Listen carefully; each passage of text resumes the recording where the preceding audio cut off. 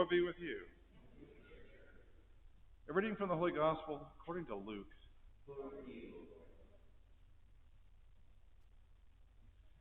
Each year, Jesus' parents went to Jerusalem for the feast of Passover. And when he was 12 years old, they went up according to festival custom. After they had completed its days, as they were returning, the boy Jesus remained behind in Jerusalem, but his parents did not know it.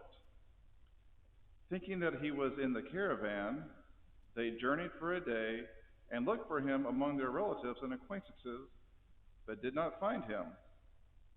They returned to Jerusalem to look for him. After 3 days, they found him in the temple, sitting in the midst of the teachers, listening to them and asking them questions, and all who heard him were astounded at his outstanding understanding and his answers. When his parents saw him, they were astonished, and his mother said to him, "Son, why have you done this to us? Your father and I have been looking for you with great anxiety." And he said to them, "Why were you looking for me? Did you not know that I must be in my Father's house?" But they did not understand what he said to them. He went down with them and came to Nazareth and was obedient to them. And his mother kept all these things in her heart. And Jesus advanced in wisdom and age and favor before God and man. The Gospel of the Lord. Praise you, Lord.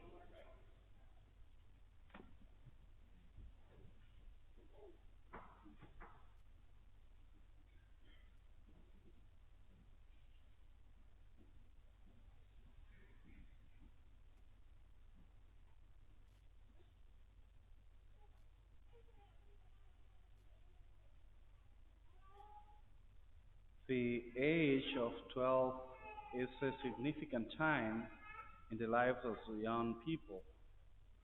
It often corresponds with moving on from primary school to secondary school. It is the time when they celebrate the sacrament of confirmation. There is a moment when they make their own yes to their baptism, which was their parents' choice for. Around this year, young people just begin to shape their own identity. As a result, this can be a time for greater tension between the young person and their parents. They are not quiet and compliant as they have been, as they forge an identity separated from that of their parents. Jesus, in today's Gospel reading, is 12 years old. Every year, Jesus' parents has been taking him on the long journey from Nazareth to Jerusalem for the Jewish feast of Passover. This is just one of the ways that his parents were introducing him to the tradition of his Jewish faith. They probably brought him to the local synagogue in Nazareth every Sabbath as well. Yes, Jesus' parents were doing for him what many parents try to do for their children today. As parents, you help your children to pray. You might bring them to the family mass on Sunday, even before they make their first communion. It is common for parents to bring their children into the church to pray. There is much for the children to see in our church because the faith is expressed in very visible ways, whether it is the lovely stained glass windows, the sanctuary, the side chapels, the striking station of the cross, the statues, and at this time different Christmas decorations. Image will often communicate more powerfully with children than words. The family is often referred as the domestic church. The children's primary experience of church is their family, just as Jesus' primary experience of his religious tradition was within his family. Yet, although the family is the domestic church, that domestic church needs experience to the wider community of the church that gathers in our parish church. Bringing a child on a visit of the local church, even when there is no public liturgy happening, is one way of opening them up to the large family of the brothers and sisters of the Lord. On this occasion, when Mary and Joseph brought Jesus on pilgrimage to the temple in Jerusalem, he showed certain independence of spirit. When his parents set out to return home to Nazareth after the feast, Jesus stayed behind. You might wonder why it was only after a day's journey that Jesus' parents discovered that he was not with them. There was probably a large family group of relatives who did not necessarily travel together, and Jesus could have been with other members of the family. In reality, he was immersed in a conversation with those considered experts in the Jewish faith. The Gospel reading says that he was listening to them and asking them questions. He was searching, trying to understand more fully the faith he had absorbed at home. Within Judaism today, at the age of 12, at the age of 12, Jewish boys become bar mitzvah, a son of the law. Jesus was moving from a childhood faith toward an adult faith, listening and asking questions.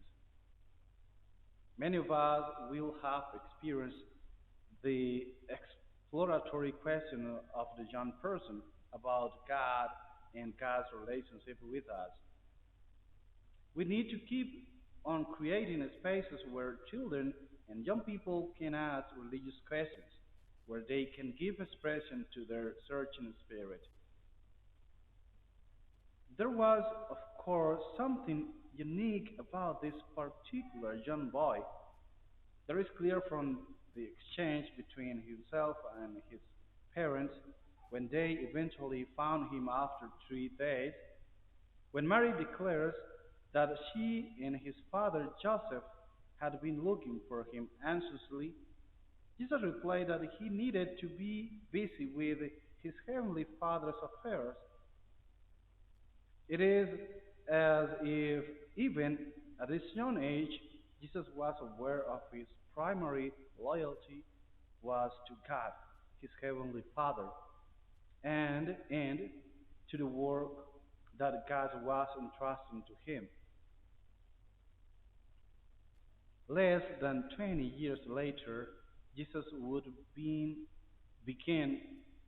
to form a new family, the family of those who seek to do will of God the Father as He, Jesus, reveals it. This is the family of faith to which we all belong. There is a sense in which, because we belong to this wider family of faith, we can all say with Jesus, and I must be busy with my Father's affairs. In response to this statement of Jesus, it is said of his parents in today's gospel that they did not understand what he meant. And it is said of Mary in particular that she stored up all these things in her heart. Like parents of every age, they struggled to understand what was going on in their child, and they had to learn to let him go to a purpose greater than their own. Not just parents, but all of us are asked to journey with others in ways that create space for God's good purpose for their lives to come to pass.